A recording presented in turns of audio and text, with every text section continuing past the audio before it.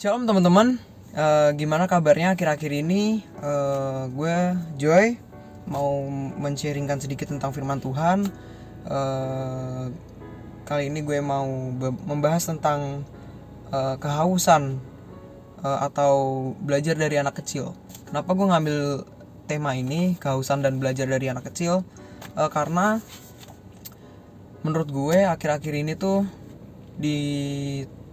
lagi-lagi di tengah pandemi COVID-19 ini banyak yang gak bisa kemana-mana, dan juga banyak yang menurut gue ibadahnya jadi di rumah aja guys, di online lewat streaming YouTube atau media apapun itu. Nah, secara gue pribadi gue merasakan kalau ibadah online itu berbeda dengan ibadah pada umumnya yang biasanya langsung datang ke gereja.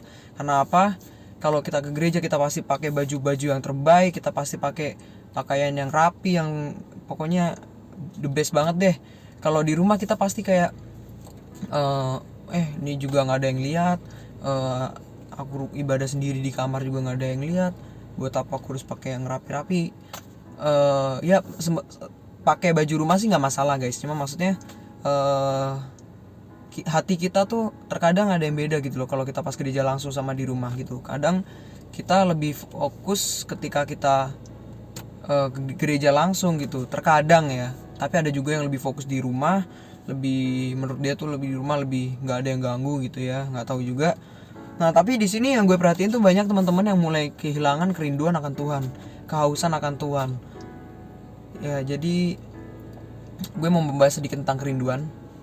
Kerinduan itu ibarat apa ya?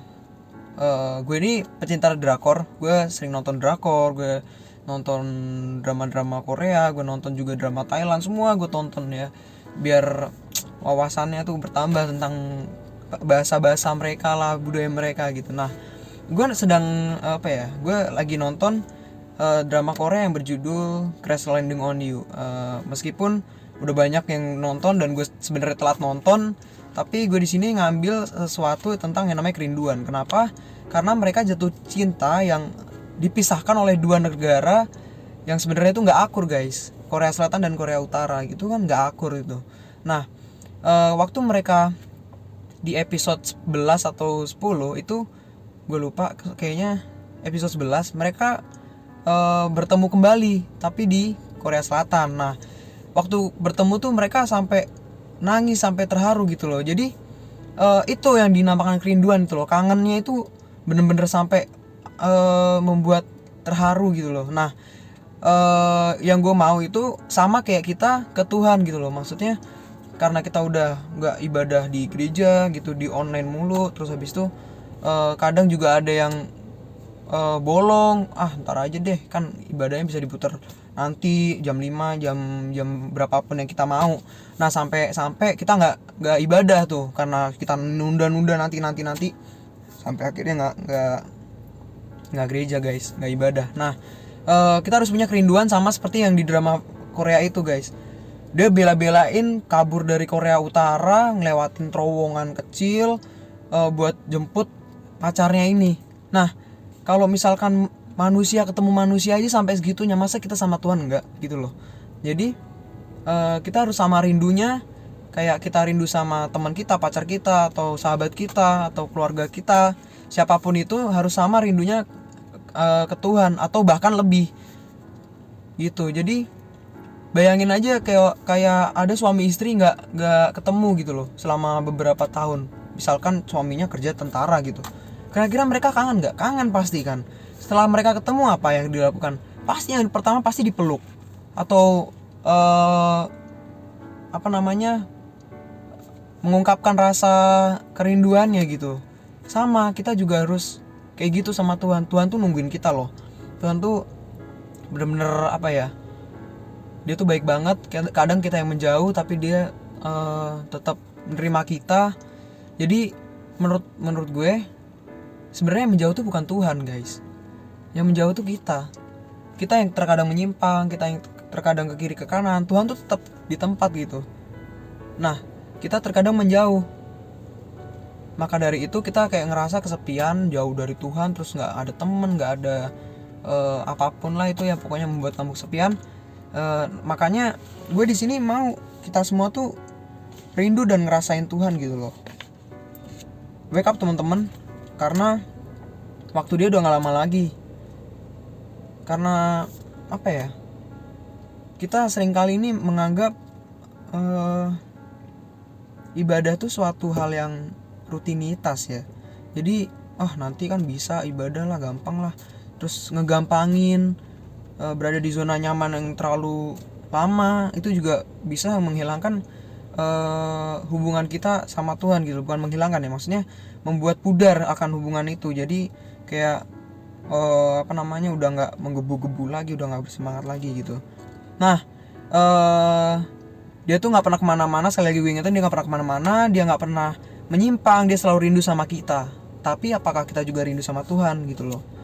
Jadi itu aja yang dari kerinduan maksud gue.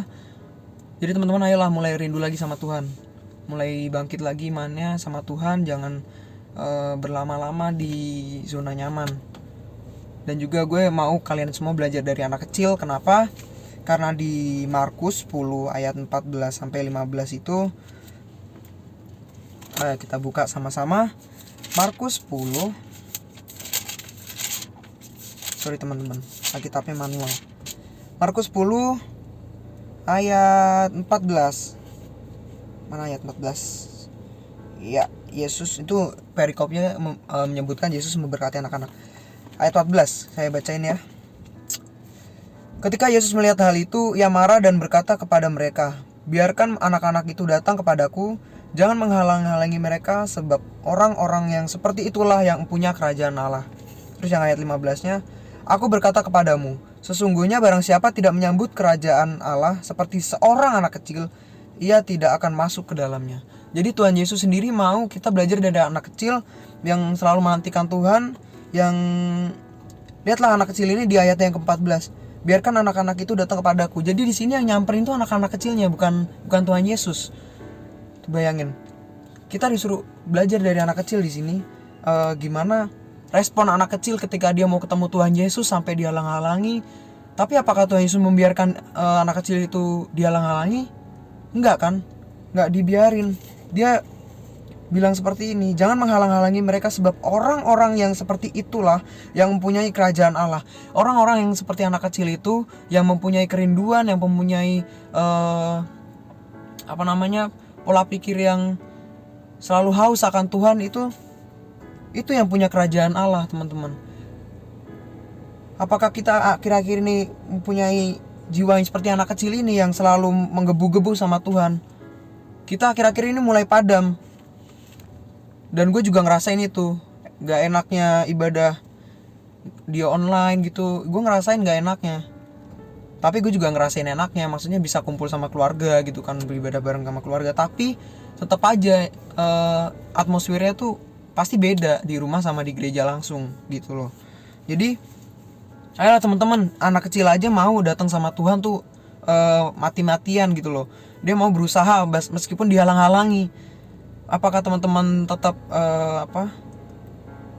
malas-malasan untuk datang ke Tuhan? Kan enggak. Di sini sudah tertulis jelas bahwa orang-orang seperti itulah yang mempunyai kerajaan Allah. Jadi teman-teman jangan lupa tetap andalin Tuhan, tetap cari Tuhan, tetap rindu sama Tuhan. Jangan sampai kita nggak ada kata rindu buat Tuhan. Jangan sampai kita stuck aja. Oke? Sekian gitu aja deh dari gue. Tetap di rumah aja teman-teman, jangan kemana-mana dulu. Tetap baca firman Tuhan, sampaikan firman Tuhan ke teman-teman kita. Mulai lagi yuk sharingin firman Tuhan di sosial media kalian, di apapun itu, di keluarga kalian. Semoga apa yang kalian dapat tuh nggak kalian dapat sendiri gitu loh, bisa kalian bagiin ke teman-teman kalian juga bisa dapat apa yang kalian dapat gitu. Terima kasih teman-teman, God bless you dan tetap sehat.